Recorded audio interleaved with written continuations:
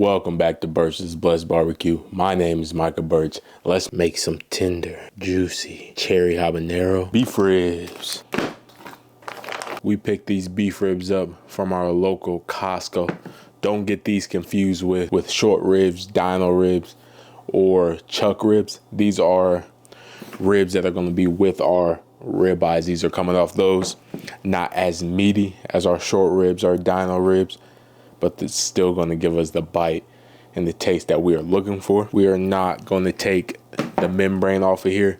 That's going to help us hold this meat together, because as it shrinks up, these bones are going to start to pop out, and we'll see how little of meat it actually is. These are looking good to me. Let's go ahead and get these beef ribs seasoned up.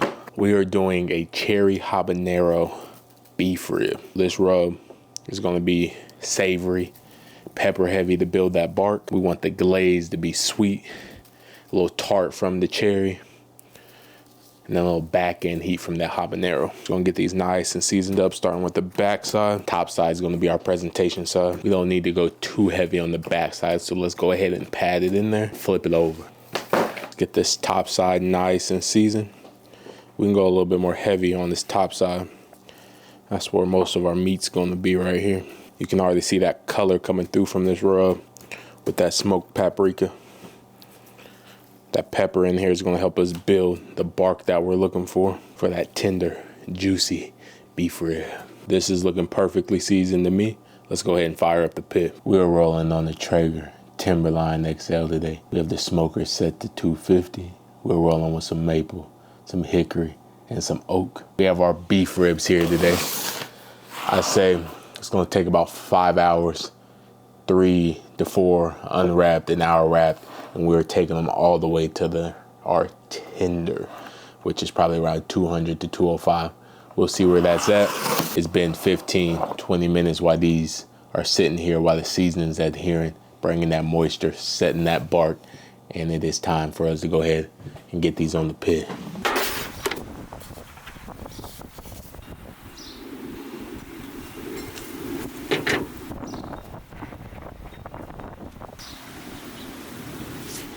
Let's make our glaze. Cherries, cherry preserves, water, brown sugar, some honey, tomato paste, Worcestershire sauce, soy sauce, garlic, smoked paprika, black pepper, some salt, ground habanero, butter. We're gonna let this simmer and come together for 8 to 10 minutes. 4 hours later, and Divine Bark did its job. It is time for us to get these beef ribs wrapped up, looking nice and beautiful, feeling nice and tender. Definitely can go a little bit more. That's why we're gonna go ahead and wrap it up here today. Meat feels like it is starting to get to the tenderness we want. I can still see that it is juicy. After around 10 minutes, our glaze is at our desired texture. It is still warm, which is perfect. We don't want to put a cold glaze on these warm ribs. Give it a nice mix. Yeah. And we are going to dump it on there.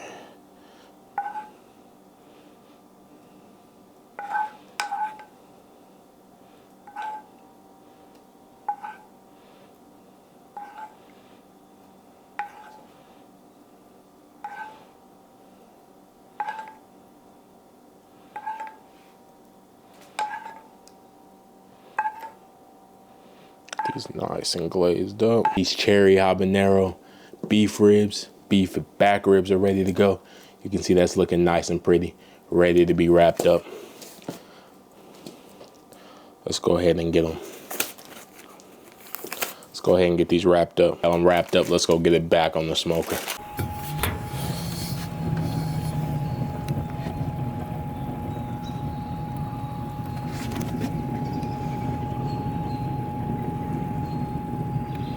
Six hours later, we have our ribs, our cherry habanero ribs, looking nice and beautiful, nice and barky. We're gonna let this sit here and rest, come down to temp, and then we'll slice into it. Let's go ahead and slice into these. Since we have our glaze here on the top, I didn't put any on the bottom. I'm not gonna flip it over because I don't wanna mess up the glaze. So we're gonna do our best to fill out where this bone's at and slice right through. We have our cherry habanero beef rib looking nice and tender, nice and juicy, and I am ready to get into biting it. It is time to get into eating our cherry habanero beef ribs. It is smelling amazing, looking nice and tender. It cut just like butter through there when we didn't hit the bone. That's turned out to the side, but I say let's just go in here. I'm expecting sweet with a kick, savory.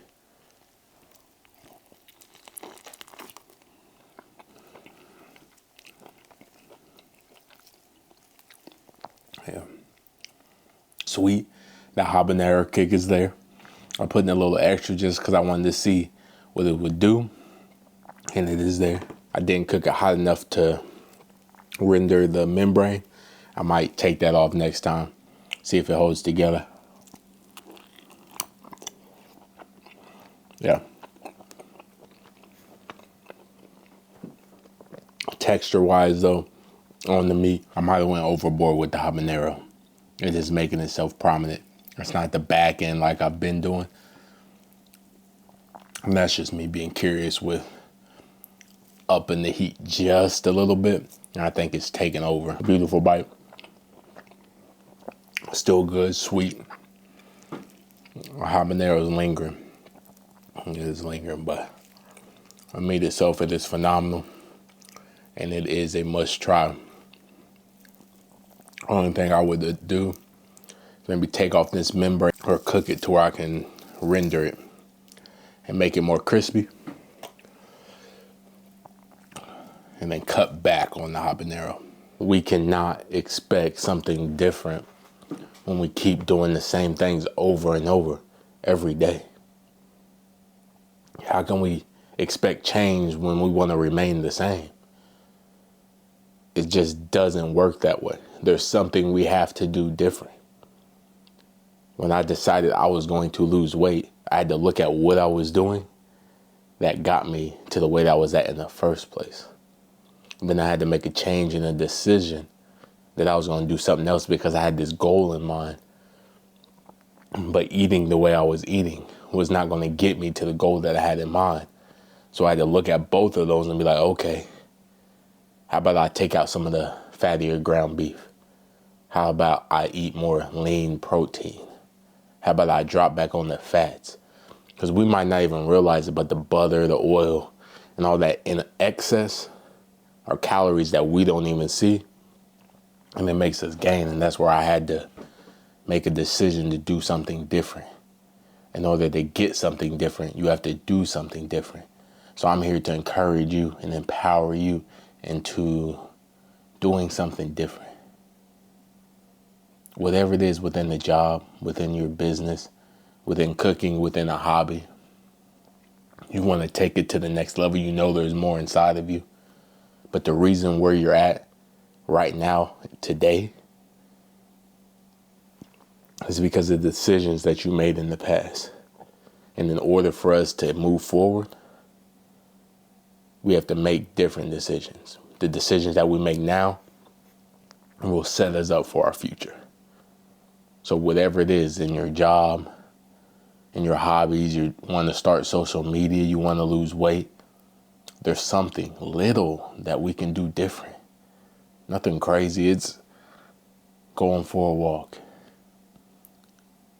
You might not be doing that right now.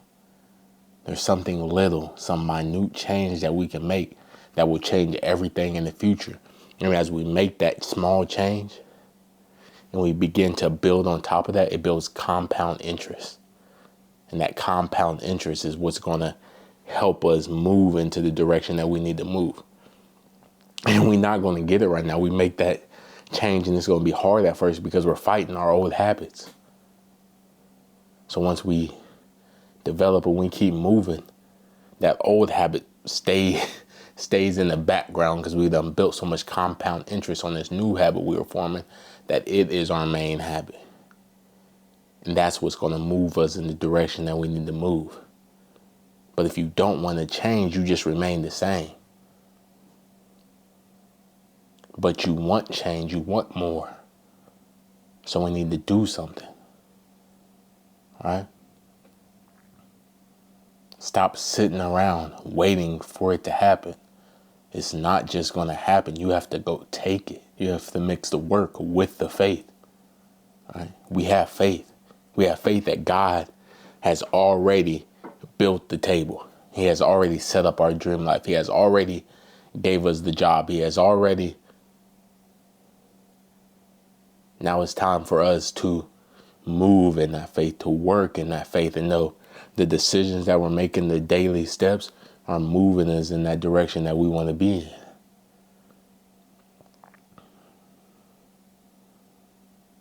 I'm just saying, stop expecting change when there's been no change. Stop expecting change when you want to remain the same, when you want to stay comfortable. Because in order to get something different, we have to do something different. Hey, if you enjoyed this video, remember to like, comment, and subscribe.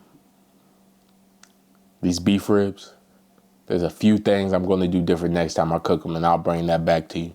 I'm either removing the membrane, cutting some slits in it, or cooking it at a higher temp just to get it crispy. The glaze tastes phenomenal. I was playing around with the habanero, doubled what I initially thought to put in, just to experiment and see. Yeah, hot, sitting on the tongue. So before I give that recipe to you, we're going to dial back the habanero and check it. The Divine Bark's phenomenal on there. It's bringing the savory flavors. The glaze is still sweet. Just need to dial back the heat. If you plan on cooking these, let me know. I'll help you adjust the flavors and the heat level in here.